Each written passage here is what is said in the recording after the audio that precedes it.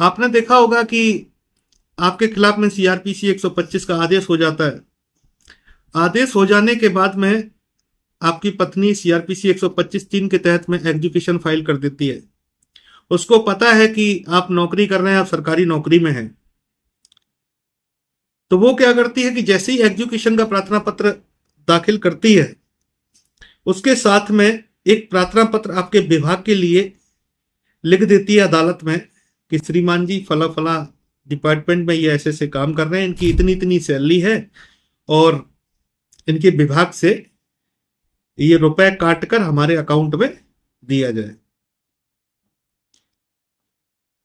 तो अदालत क्या करती है, उसी एप्लीकेशन को मार्क करते हुए, एडमिट करते हुए आपके विभाग के लिए आदेश कर देती है।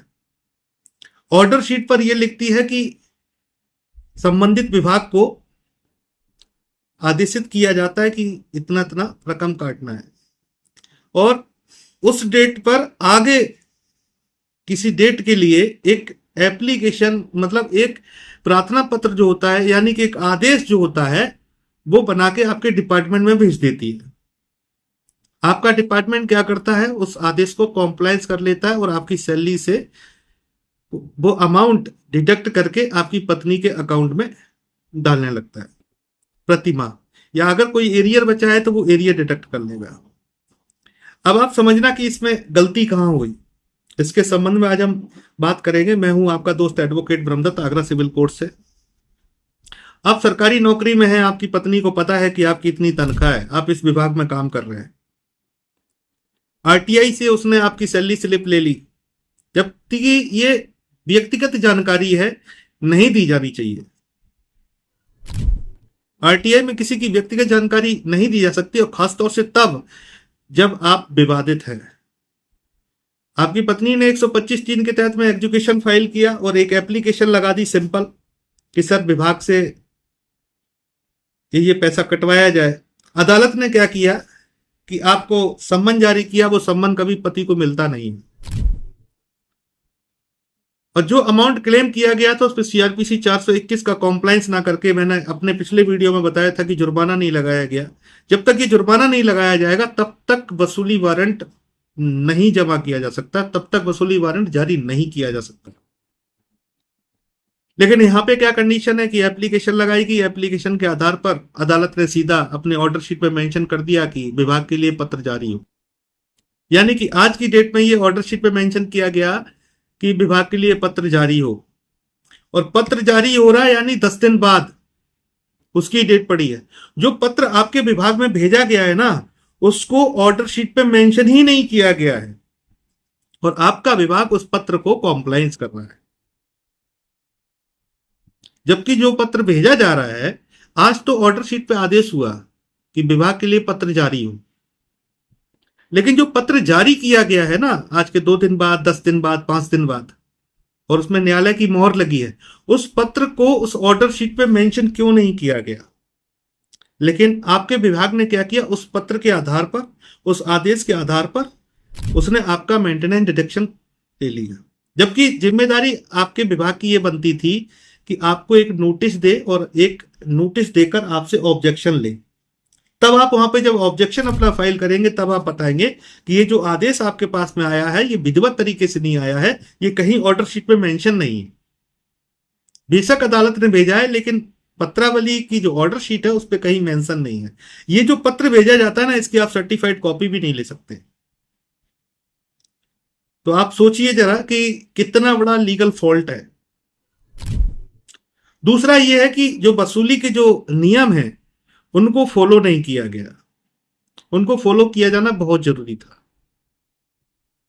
तो इस तरीके से जो आपकी सैलरी से जो डिडक्शन होता है वो पूरी तरीके से इलीगल हो जाता है, और आप इसके खिलाफ में आगे की कार्रवाई कर सकते हैं, बच सकते हैं। आपकी सैलरी, आपका विभाग अगर गलत तरीके से आपके द्वारा अगर आपत्ति देने के बावजूद भी अगर डिडक्शन कर रहा है, तो आपके विभाग के खिलाफ में भी अच्छी कार्रवाई की जा सकती है।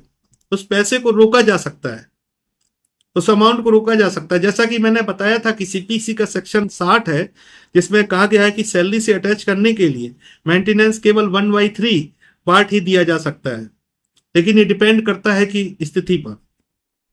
तो ऐसी बहुत सारे ऐसे लीगल चीजें हैं। अगर आप लोग हमारे चैनल पर नए हैं तो चैनल को सब्सक्राइब कर लें और अपनी राय कमेंट बॉक्स में जरूर बताएं कि आपको ये वीडियो कैसा लगा। तो जो लोग सरकारी नौकरी कर रहे हैं, जिनका मेंटेनेंस उनके सर्विस से डिडक्ट हो रहा है, वो लोग संपर्क कर सकते हैं।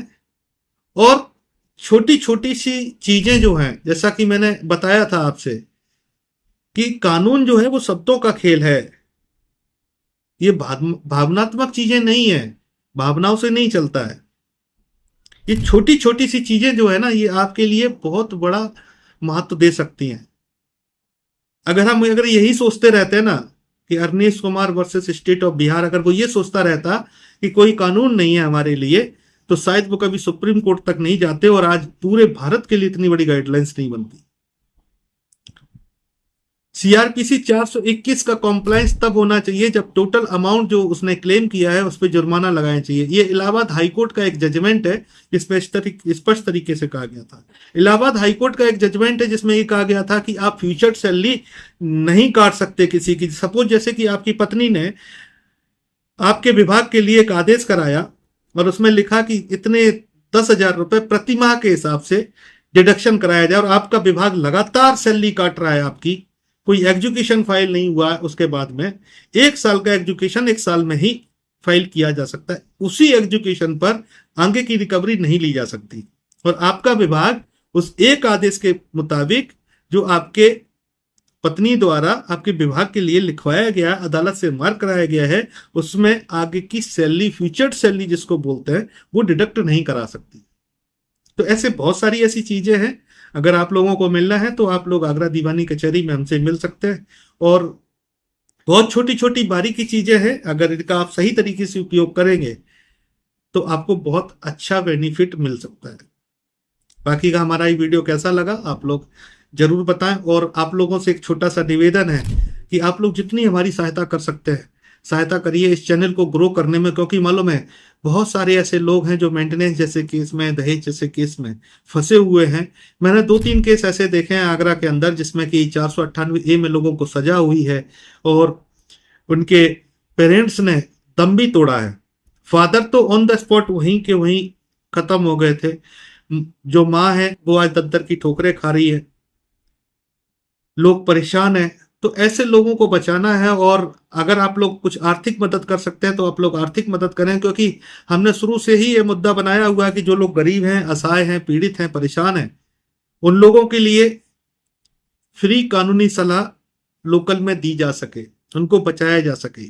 कई बार ऐसे केसेस हुए हैं कि लोग पैसे के वजह से अदालत तक नहीं आ पाए, उनको सही रास्ता नहीं मिल पाया, जमीनें बेचनी पड़ गई, उनको परेशान होना पड़ा। तो आप लोग अगर सक्षम है तो आप लोग सपोर्ट कर सकते हैं, और हम लगातार 2013 से लेके अब तक आप लोगों के लिए सिर्फ मैं पतियों के ही मुकदमे लड़ता हूं, किसी महिला के कोई भी मुकदमे आज दिन तक मेरे पास ना आए हैं और ना ही मैंने कभी लड़े हैं, क्योंकि मैंने जो वकालत की है सिर्फ आपके लिए की है, आपके परिवार के लिए। अब जिम्मेदारी आपकी बनती है कि आप हमें किस तरीके से सपोर्ट करते हैं। बाकी का